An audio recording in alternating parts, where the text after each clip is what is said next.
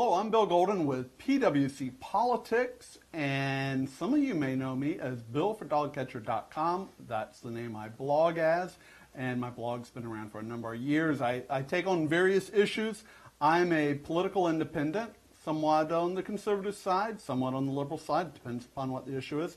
But mostly, I want to know what the facts are. You know, less rant, more facts, I think would make a better world for everything. Today I have a very special guest, Phillip Joy from Manassas, Virginia. How you doing, Phillip? Doing outstanding. Thank you for having me. So we met a few weeks ago, and you know, as everything, we're either, or like most people, we're either talking about sports, the weather, or politics. And coming from Prince William, Virginia, we love politics. And so we got to talking about a couple of issues, and what I'd like to do is talk about those issues today. Now, one of the issues that I know that, Nate, for label purposes, you're a Republican. Yes. And to some degree, you have a kind of a unique take on the immigration issue. Why don't you tell me about, you know, how you see the immigration issue and maybe some approaches that we should take to it?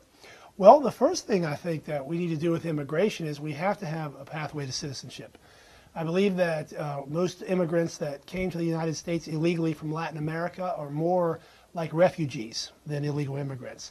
They left the areas that they were in for generations, and they came to the United States because of deplorable economic conditions.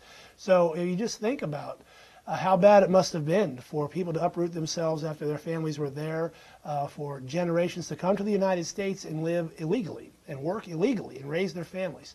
So, and the reason that we have illegal immigration, in my opinion, is that the ambition of people to come to the United States illegally, stay here and work illegally, raise their families, is far greater than American ambition ever was to keep them out. Okay. So, well, let me jump in on that because you used the word several times.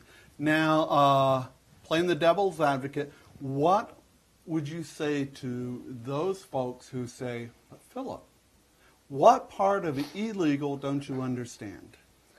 Well, I would say that it was very difficult for them to stay in their current countries that they were living in. And even though technically it was illegal for them to come to the United States, we have to understand why they did it. And the reason that they did do it was to give their family a better life, the way millions of immigrants have come to the United States throughout our history. So for somebody just to firmly say, well, I think it's illegal, they came here, and that's the bottom line, I think that's the wrong approach to take. I think that we should have a pathway to citizenship, and I think there's some debate on how long they should have to have been here before we can give them a pathway to citizenship. Perhaps maybe if they've been here 2 years or 3 years or 5 years, wherever we come to an agreement on that. But once we do come to that agreement, I think there should be a temporary visa, maybe 3 years, and as long as they stay straight, they don't get involved in illegal activity, no drugs, they don't have kids, they're not paying for it, we should have a pathway to citizenship. Okay. Well, so now, so you just gave a policy approach. If you, let's say you were in Congress and you were going to lead a caucus to discuss this issue, expand a little bit more on what you would see the policy as being. I mean, obviously, we have undocumented or illegal immigrants living all across the USA. Some estimates are that anywhere from 11 million, maybe 15 million. So maybe you have a few more thoughts as to how you would pursue this pathway to citizenship program. Well, I would say the first thing we should look at is the reality of the situation. And if you talk to anyone, everybody tries to take a middle ground, to me it seems. In the election of 2012, both Obama and Romney both took middle grounds. Obama came up with the approach that he's going to offer amnesty to some illegal immigrants, the children that came here with their parents.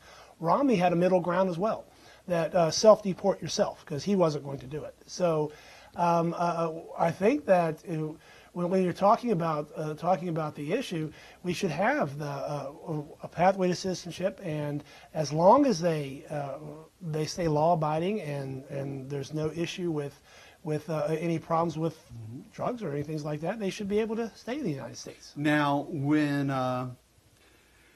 so if you look at a lot of the positions coming out of the GOP, on the one hand, the GOP is saying we need greater outreach in the community, Yes. not only among Latinos, and obviously the immigration issue has hurt the GOP with Latino community, but the GOP pretty much in every ethnic category except white and over the age of 45 Right.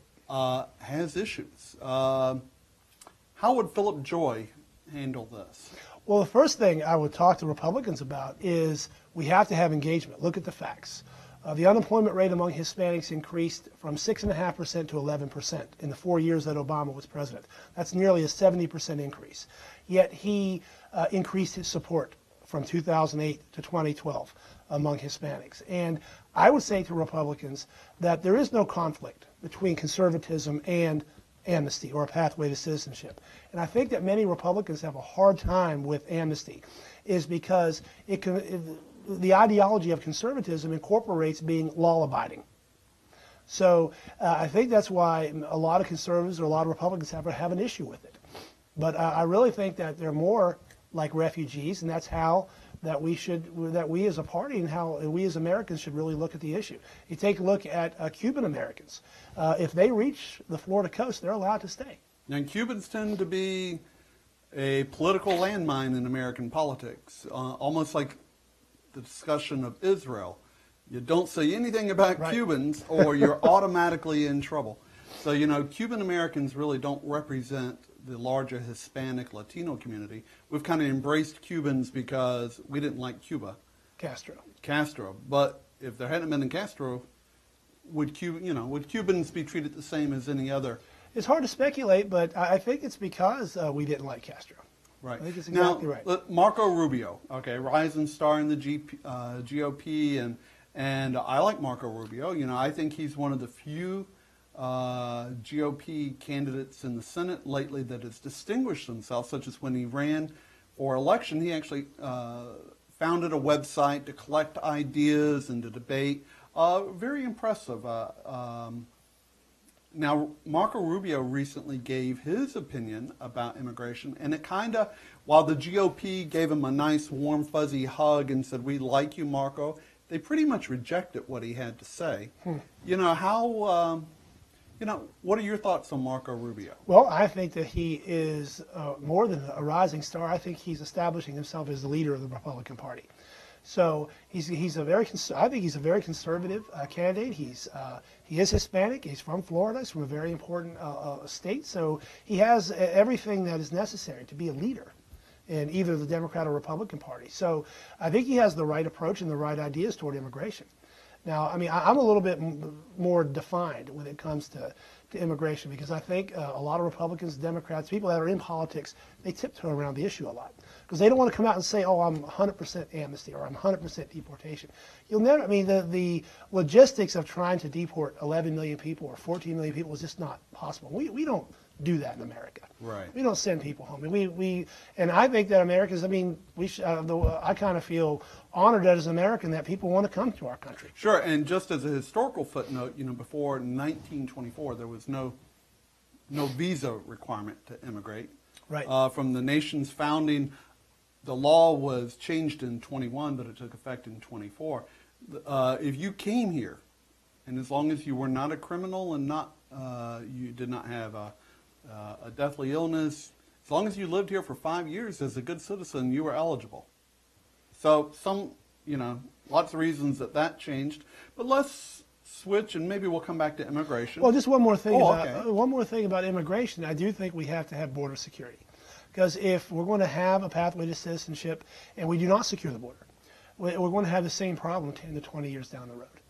So I think that even if we have to deploy troops to the border, we have to incorporate the border patrol into the military. I think that something has to be done. We have to be committed to securing the border. What would you say then, though, to the people who would say, that might be slightly racist because you also want to put the same troops on the 3,000-mile Canadian border, right? Well, if we had an immigration problem, I'd say yes. Okay, and I think that's a good answer. You fix the problems that exist, you're not trying to. Yeah, I think that's a great answer. Well, I mean, I don't think that race But is an issue. you will hear people say, well, if you're not going to do it on Canada, it's racist. Well, if that would make them happy, we could put troops up there too. It'd probably take about 5 of them. And we may come back to that. Immigration's a great topic, if for no other reason, especially here in Prince William County, to where we definitely have a very diverse community. And I think that about Republicans and Hispanics, there is no engagement right now. I think that Republicans still have the model from 1980 that the economy was 100% the issue. And we learned in this election that it was not. And if we had that outreach, if we had that engagement with Hispanics, we sat down and talked with them instead of assuming that, oh, the economy is the most important thing, we would have known that amnesty or pathway to citizenship was very important, and we should have had a different approach to our immigration. Well, I think you make a good point there, because if you look at it purely in economic terms, the Republicans thought that they had this in the bag. Right. So me included. I mean, yeah. I just couldn't believe the polls that I was seeing that Obama was still leading with the dismal economic figures, and then we had things like Benghazi. They blamed it on a video, and all the polls were coming out, and it was rather close. But if you look at it from the perspective of, so with all of this that should have been working in the GOP's favor, might there have been some rotten fish in there somewhere? I mean, the GOP kind of poisoned the water at some point. Well, all this anger and all coming out of 2010, and well, I don't think so. I think that two questions really need to be asked, especially about immigration, because we have on our side Republican, we have Hispanic consultants, we have single female consultants, and we have younger consultants. Right. So my question would be: do they think like Hispanics? Do they think like single women? Do they think like younger people? Because if they are consulting our party, we should have known that what the issues that are important to all these groups, but we obviously didn't know. So either they don't think like the groups they represent, or they told us what their issues were and we ignored them. Well, so here's a counterpoint. I would say that because within the GOP, it can easily be said that when it comes to rising to the top, that various people of color or minority have actually done a very good job, whether it's Rice at the State Department or just so many different positions. But did those folks choose to join the GOP and kind of walk away from their home constituencies, as it were, and they become disengaged? I think the GOP, at the end of the day, does the GOP say, look, let's leave some of the people at home and put together a group, and let's go out in the community and just live with them. Let's talk with them. Let's put ourselves in their shoes. Like you hear a lot of talk about welfare. Right. And yet you had Booker, the mayor of Newark, New Jersey. He recently tried an experiment where he said, I'm going to live for a month on the amount of money that supposedly goes to welfare. And, buying food. The welfare amount of money you get on welfare comes down to about maybe $3 a day.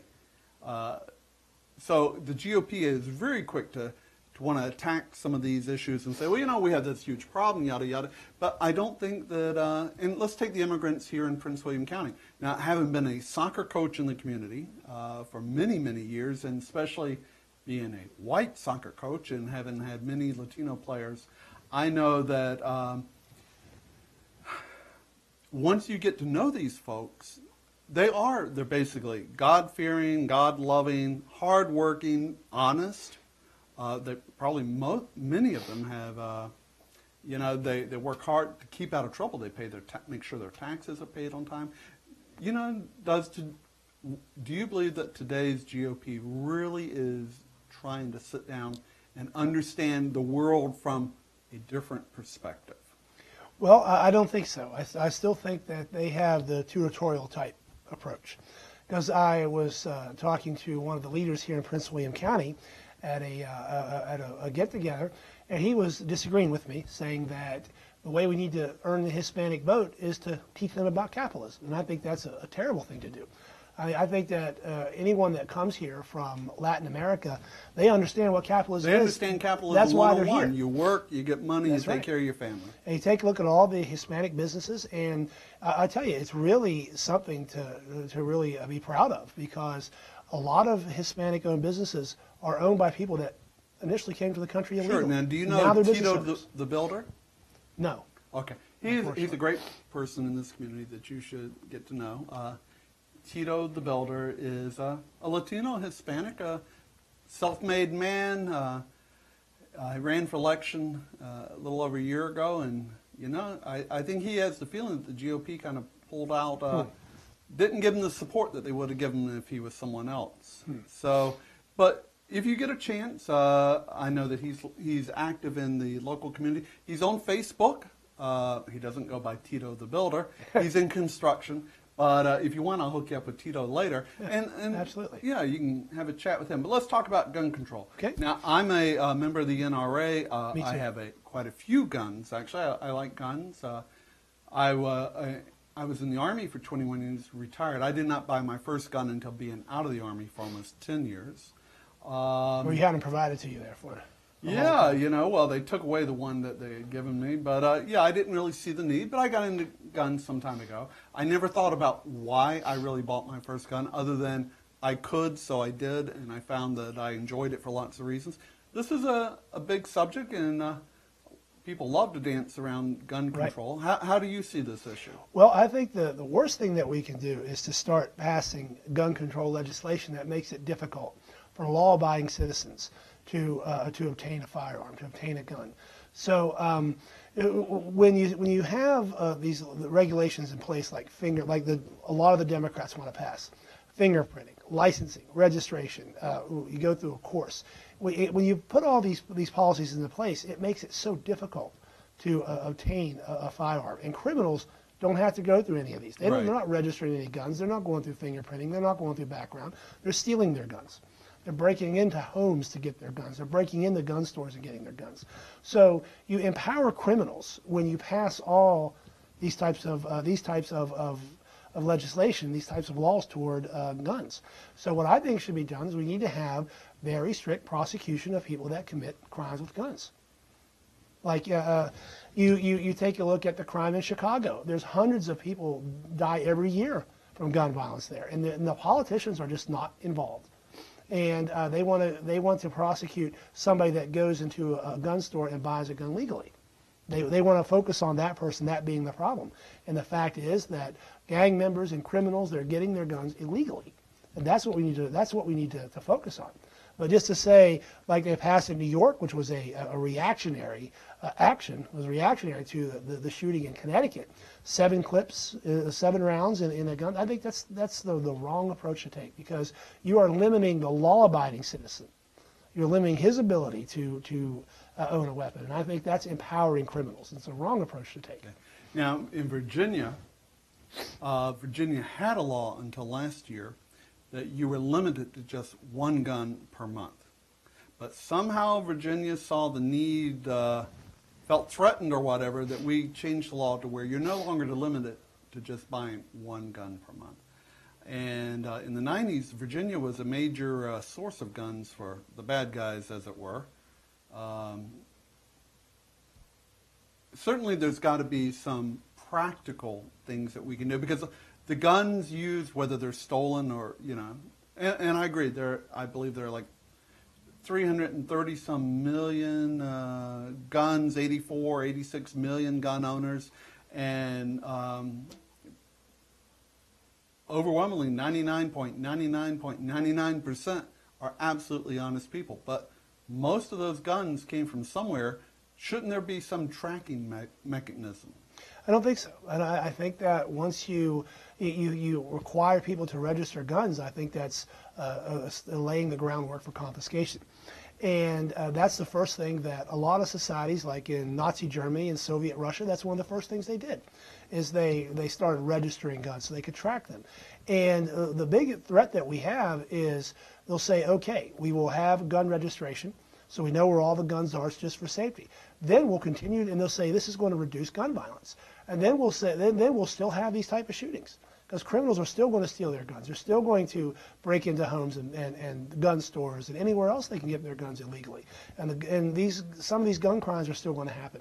And then they could say, well, the registering these guns didn't work. So we have to go another step. We have to confiscate. Right. And that is the number one fear. And where do they know where the guns are? The law-abiding citizens. Right. They don't know where the illegal guns are. So that's the big problem. Okay. And I grew up in a part of the country where you'd walk into a house and guns were laying there. Where did you grow up? I grew up in Marion County, West Virginia, a small town called Monongah outside of Fairmont. It was the worst mining disaster in American history, 1907. There were so many Italian Americans killed in the explosion that at the 100th anniversary, they even had a moment of silence in the Italian Parliament. Really? So it was recognized all the way across right. the sea, including my great-grandfather and his first cousin passed away or died in the explosion. Now, how long have you been in the Manassas area? 18 years. 18 years. January of 95. But you were saying, so you grew up in an environment where guns were everywhere, you know? Everywhere.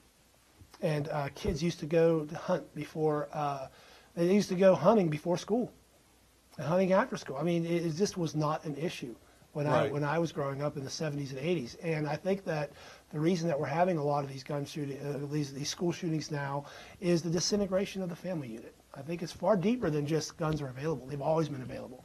They were more available in generations before us than they are now. They're easier to get then. But what would you say, and this is the devil's advocate coming out, what would you say to those who would say, well, you know, if you look at who's doing all the shooting, it seems to be white guys under the age of 30 that are having issues. You remember the sniper in D.C. in 2002? Yes, well, he was not white. Yeah, so... Well, I think that's who gets the coverage. Right. And I think that's the politics part of it. Right. That a lot of people in the media want everyone in America to believe that this is the type of person that you just described. That's the danger. But you take a look at the mass majority of gun crimes, and those that are dying from gun violence, it's in the inner city. Right. You take a look at what caused the problems that we have in the inner city. The primary problem, forced busing, that destroyed diversity in the inner city, destroyed the tax base. But you know, busing didn't come along in a vacuum. Yeah, it came in the 70s, but it didn't come along in a vacuum. There were issues that caused busing. True. Yeah. So. But I think that it was something that was one of the. I think forced busing was one of the worst decisions that we've ever had in America. Okay. Well, we'll have to revisit that another day because that would be going back somewhat in ancient history for many of the folks. Let's move on to global warming. Okay. So there's some predictions that within 10 to 20 years that parts of Virginia could be 15 feet underwater. And in fact, there are some counties now where you cannot even get your home insured because insurance companies say that global warming, as far as they're concerned, is reality. And yet, there are lots of people who say, you know, hey, global warming, the ultimate hoax. Hysteria is really what is causing what you're saying. Because the temperature on planet Earth has not been constant throughout its history. I mean, the Earth has been here for, some scientists say, over 4 billion years. And all of a sudden, our generation, with cars and oil production and coal production, we're going to destroy the planet in 100 years? I just don't see it. And there was a time, I never hear anybody talk about this, 1,000 years ago in the Northern Hemisphere, it was warmer than it is today. And it was a time called the medieval warming period. There were no evil oil companies run by Dick Cheney and George Bush to blame it on. No coal companies to blame it on. Gosh, if we don't have them to blame it on, who would we blame it on? Whoever's running the oil companies. Okay. So, and I think that, I'm not saying that global warming, that human-caused climate change is absolutely not happening, but I think the main thing we need to do is to make sure that we have more information. Because the worst thing that we can do is to change the way we live. If we're going to make all these decisions about reducing carbon emissions, reducing oil, reducing coal, and try to rely on these green technologies before we have more information, I think we're making a big mistake. Okay, so and no green technology right now is even close to matching the productivity of coal and oil. Not even in this. I think we're a generation away from green technology being able to replace what coal and oil do for us. Now, let's look at it from another perspective. So many of the folks who believe that, there's the climate change group, and then there's the global warming group. Quite a few in the global warming believe that really it's not that the Earth hasn't changed over time in the past. It's that we have the difference now is the change is incredibly fast, and it will be in a compressed time, i.e., it's not we will see change one day. They believe we are seeing change already, and within the next 15 to 20 years, we may have irreversible change. So how would you go about, not whether they're right or wrong, but you made a good point, we need more information. How would you go about collecting more information, verifying that, especially since that tends to be not the position taken by some people who say it's completely a hoax, let's not even discuss it. Well, I would say that we should get politics out of it first.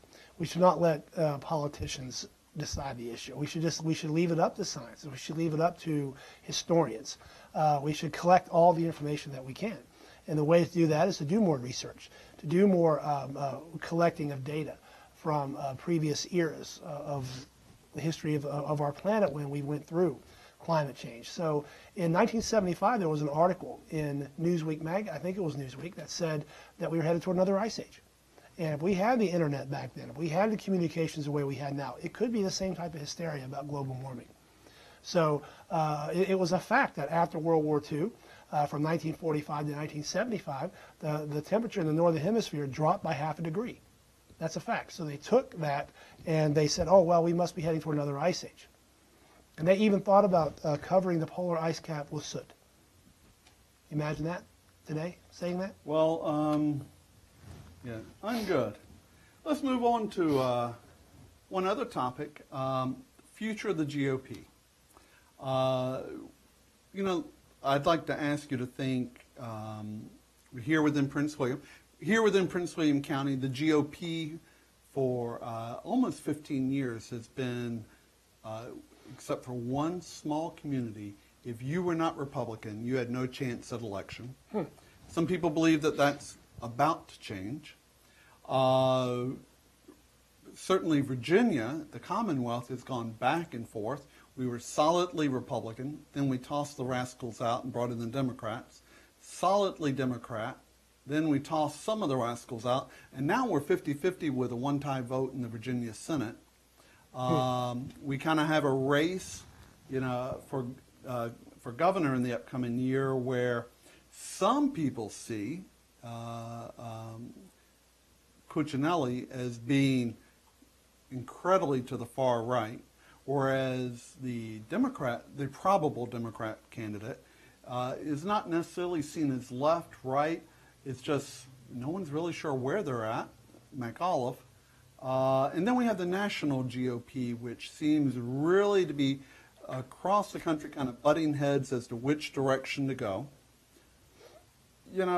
What is the future of the GOP as you see it within the next 2 to 4 years? Well, the first thing that we need to do is to have the outreach, have the engagement. Take a look at the groups that Republicans did very poorly with in 2012. Hispanics, single women, and younger people. We need to reach out to them. We need to ask them. Instead of trying to tell them how the GOP is going to help them, we need to ask them what's important to you. So we need to learn about why they're voting Democrat, what is important to them. And then after we get that information from them, then we can tell them how conservatism or how the Republican Party is better for them. And we can contrast that with what's happening now. But you made a good point, and so I've long considered myself a conservative. I've had many people tell me there's no way in hell that I'm a conservative. Not anymore. That I barely qualify as a rhino. I'm not a Republican, by the way. I was a Republican for many years, but I'm not. I'm not a Democrat either. But I think there's quite a few people.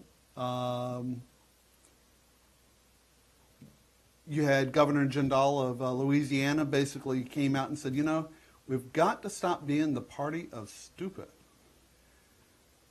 How do you So when we talk about being conservative, does that even have a meaning here in the year? I think so. In 2013. I think so, and I think the first thing we need to do is just to relax about it, because think back to 2005. 2004, George W. Bush got reelected. He was very unpopular because of the war in Iraq, and it was a very tight election all the way through with John Kerry. And when the election was over, Bush had won the presidency. Republicans had the largest majority in the House that they've ever had, and they also had the Senate. So the Democrats were in the same place Republicans are now. How do we communicate with the American people? That year, in 2004, Zell Miller had a book out, the former governor and senator of Georgia, that the Democrats were a national party no more.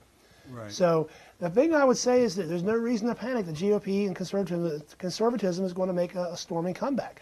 Don't change anything about the Republican Party. Don't change anything about conservatism. The focus on getting out there and having the outreach. I say that the county Republicans need to stay open all year round. That all Republican organizations around the country need to stay open and engage the public. So it would also start with fundraising. Start with fundraising, and the first thing that we can say is, well, we've had 8 years of Obama. You want to have Cuomo next? Have that type of approach, that conservatism is best for the country. I'm friends with many Republicans in the county. I'm even going to the Reagan-Lincoln dinner. And I let them know that I'm a libertarian, independent-minded, very friendly to Republicans. But what if, do you think that there's a brain trust at work in the local party, at least, that says maybe thinking different needs to be real different? Could you imagine a town hall where local Republicans said, look, we specifically want to invite people who are not Republican. Ask questions. We're not going to browbeat you or anything else. Come discover what conservatism or republicanism is, and specifically go out and invite groups that would not be caught dead on most days being near anyone they believe to actually be a Republican. I think it'd be a great idea. Yeah, because because we don't win. You don't win elections by just saying, okay, if you're a Democrat and you have to be out of work for 2 years, we don't want your vote unless you switch to Republican. I mean, Sure, because many of the people out of work for 2 years, even though the jobs don't seem to be there, they keep getting beat up day after day as being a drag on society and sucking the life out of society when I think most of them would take a job if they could find one. Yeah, I think most would. I mean, I do think that people in financial distress these days don't have it as bad as others, because as other times in history, because we've got unemployment extended for weeks and weeks and weeks, months and months and months, and it's easier to get food stamps. It's easier to get Medicaid, even if you're on Medicare or on Section 8 housing. You add all that up, that's like a $40,000 to $50,000 a year job. So I think that is very. Although in this area you could not exist on less. You really would have the choice of just leaving. Right, exactly. Yeah, so in Northern Virginia, it's a very high cost area to live in because of the real estate. But I would say that Republicans, what has made the Republican Party successful throughout its history is we're the inclusive party. Republicans have never been exclusive. So the Democrats they're a perfect example of being exclusive. There's not one pro-life candidate a pro-life supporter that has spoken at their convention since I think '96. So 2000, 2004, 2008, 2012, not one pro-life Democrat has spoken at their national convention. So I think that the Republican Party is the inclusive party, but somehow we've let the media let that and our lack of engagement has combined together, and we're not doing what we need to do as a party. Okay, well, we'll have to explore this more in the months and years ahead. Before we finish, Dave, is there any other topic maybe you wanted to touch on, or a big thought you'd like to leave behind to the folks of Prince William County?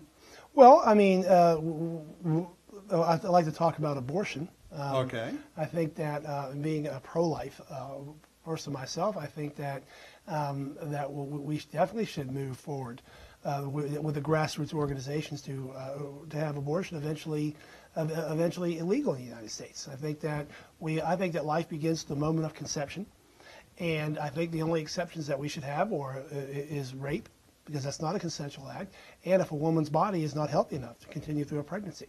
So I think that those should be the two exceptions. And this cost the Republican Party in the Senate. We had two candidates, Aiken, and I can't remember the other candidate in the Senate. Actually, more than two.